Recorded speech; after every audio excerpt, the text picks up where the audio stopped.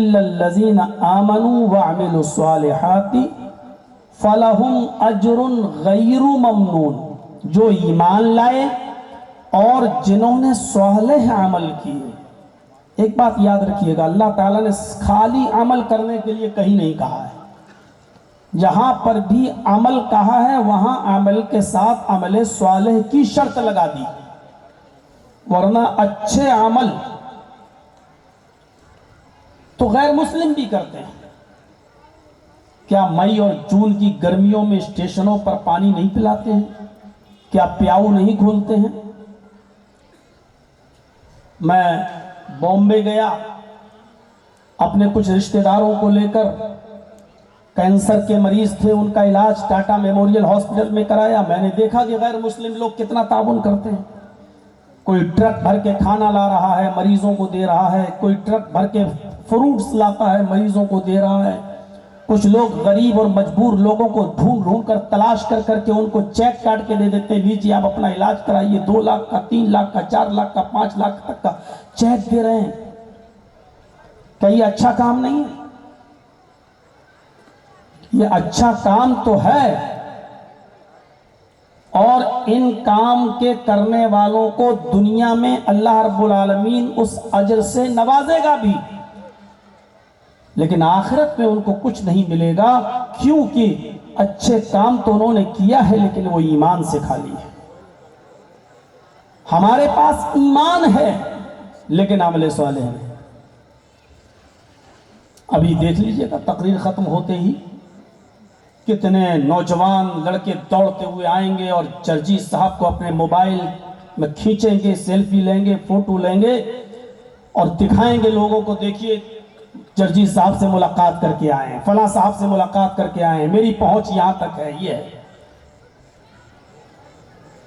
ابھی قربانی کا مہینہ آ رہا ہے، دیکھیے گا 25-30 ہزار کا بکرا خریدیں گے، اس کا فوٹو کھینچیں گے اور واٹس ایپ گروپ پر اور فیس بک پہ ڈالنا شروع کر دیں گے، میں نے 30 ہزار کا بکرا خریدا ہے، دعا کرنا اللہ ہماری قربانی کو قبول فرمائے۔ اب کیا قبول فرمائے جب تو نے ریا نمود کر کے اس کی قیمت تک بتا دی۔ عمرہ کرنے گیا، احرام پہنے ہوئے، خانہ کعبہ کے سامنے کھڑے ہو کے سیلفی کھینچی، کھچ اور ڈال دیا فیس بک پر اور واٹس ایپ گروپ پر، اللہ نے مجھے عمرے کی توفیق دی، دعا کرنا اللہ میرے عمرے کو قبول کر لے۔ ارے بے غیرت، جتنی دعا تو فیس بکیوں سے کروا رہا ہے واٹس ایپ گروپ میں، اگر وہی خانہ کعبہ کا غلاف پکڑ کر رو رو کر اللہ سے مانگا ہوتا اور اپنے گناہوں کی مغفرت طلب کی ہوتی تو اللہ تجھے معاف کر دیتا۔ تو ریا نمود اور دکھاوے کے طور پر فوٹو کھینچ کے کچھ اللہ نے مجھے عمرے کی توفیق دی، دعا کرنا اللہ تعالیٰ میرے عمرے کو قبول فرمائے۔ رمضان میں 10 آدمیوں کا بھی روزہ افطار کرا رہے ہیں، تو افطار میں کیا کیا کھلا رہے ہیں وہ پورے آئٹم کا ویڈیو بن کر گروپ میں ڈالا جا رہا ہے، شیئر کیا جا رہا ہے۔ آج ہم نے 50 لوگوں کو افطار کرایا، ماشاءاللہ اچھے سے اچھا کھانا کھلایا، اچھے سے اچھا افطار میں سامان رکھا۔ دعا کرنا اللہ تعالی ہمارے افطار پارٹی کو، ہمارے افطار کرانے کو قبول فرمائے۔ بے غیرت، ریا اور نمود تو کر رہا ہے، اب تو سوچتا ہے کہ اللہ کے ہاں تجھے ثواب ملے گا ان سب چیزوں کا۔ ان اللہ لا ينظر الى اجسامکم ولا الى صورکم ولکن ينظر الى قلوبکم۔ اللہ رب العالمین تمہارے جسموں کی طرف نہیں دیکھتا کہ تم کتنے باڈی بلڈر ہو، تمہارا سینہ کتنا چوڑا ہے۔ ناپ نہیں بتاؤں گا ورنہ لوگ کہیں اور لے جائیں گے۔ میرے پیارے ساتھیوں، اللہ تعالیٰ تمہاری جسموں کی طرف نہیں دیکھتا کہ تم کتنے بڑے باڈی بلڈر ہو، ولا الی صورکم، تمہاری شکل و صورتوں کی طرف بھی نہیں دیکھتا کہ تم کتنے خوبصورت ہو۔ یوسف علیہ السلام سے زیادہ خوبصورت کوئی ہوگا؟ یوسف علیہ السلام کی خوبصورتی کا ذکر تو قرآن میں آیا ہے، اور جب بادشاہ مصر کی بیوی پر لان تان پڑنے لگی اور مصر کی عورتیں جب ان کو ورغلانے لگی، ایک غلام کو دل دے بیٹھی، تو اس نے ساری عورتوں کو بلایا، سب کے سامنے پھل رکھ دیے اور سب کو چھریاں دے دی، کہا لو پھل کاٹو اور یوسف کو ان کے سامنے سے نکال دیا کہ یوسف ان کے سامنے سے نکل جاؤ. اور جب یوسف ان کے سامنے سے نکلے تو ان عورتوں نے جب یوسف کی خوبصورتی کو دیکھا تو بجائے پھل کاٹنے کی اپنی انگلیاں کاٹ ڈالی. لَقَطَّعْنَا أَيْدِيَهُنَّ. الفاظ کی زیادتی معنی کی زیادتی پر دلالت کرتی ہے. انہوں نے انگلی کاٹی نہیں تھی. قطع یقطعو کے معنی ہوتے ہیں کاٹنا اور قطع یقطعو کے معنی ہوتے ہیں ٹکڑے ٹکڑے کرنا. انہوں نے اپنی انگلی کو ایک جگہ سے نہیں کاٹا بلکہ ٹکڑے ٹکڑے کر ڈالا. ادھر دیکھ کٹ کے گری ہے اور تکلیف نہیں ہو رہی. یوسف کی خوبصورتی دیکھ کر سب دنگ رہ گئی اور چیخ اٹھی ما ھذا بشرا, یہ تو انسان ہے. اچھا, اب بادشاہ مصر کی بیوی نے کہا واہ ابھی تک مجھ پر لان تان کر رہی تھی, اب تم سب یوسف پر فدا ہو گئی ہو. ابھی مجھے گالی دے رہی تھی, اب تمہارا بھی وہی حال ہو گیا ہے. لیکن اس خوبصورتی کو ملا کیا؟ سارے بھائیوں نے مل کر یوسف کو کنویں میں پھینک دیا. قافلہ آیا, نکالا, مصر کے بازار میں یوسف بیچ دیے گئے. اور جانتے ہو اتنی خوبصورت شخصیت کتنے میں بکتی ہے؟ وَشَرَوْهُ بِثَمَنٍ بَخْسٍ دَرَاهِمَ, چند کھوٹے سکوں میں بیچ دیا. کوئی کام نہیں ہے. چند کھوٹے سکوں میں یوسف علیہ السلام کو بیچ دیا گیا. موبائل کتنا بھی قیمتی ہو لیکن چوری کا ہو تو آدمی سوچتا جلدی سے ہٹا دو. 1 لاکھ والا موبائل بھی 10,000 15,000 میں ہٹا دیتا جلدی لو تاکہ ہمیں جتنا مل رہا اتنا تو مل جائے. جو قافلے والوں نے نکالا تھا اس بچے کو, انہوں نے سوچا پتہ نہیں اس کا باپ نہ آ جائے, اس کا کوئی اصلی مالک نہ آ جائے, جتنے میں بک رہا ہے اتنے میں بیچو, پیسے سیدھے کرو, لے کے بھاگو. وَشَرَوْهُ بِثَمَنٍ بَخْسٍ دَرَاهِمَ مَعْدُودَةٍ, یوسف کو مصر کے بازار میں چند ٹکوں میں, چند سکوں میں, چند کوڑیوں کے بھاؤں میں بیچ دیا گیا. یہ تھی خوبصورتی کیا.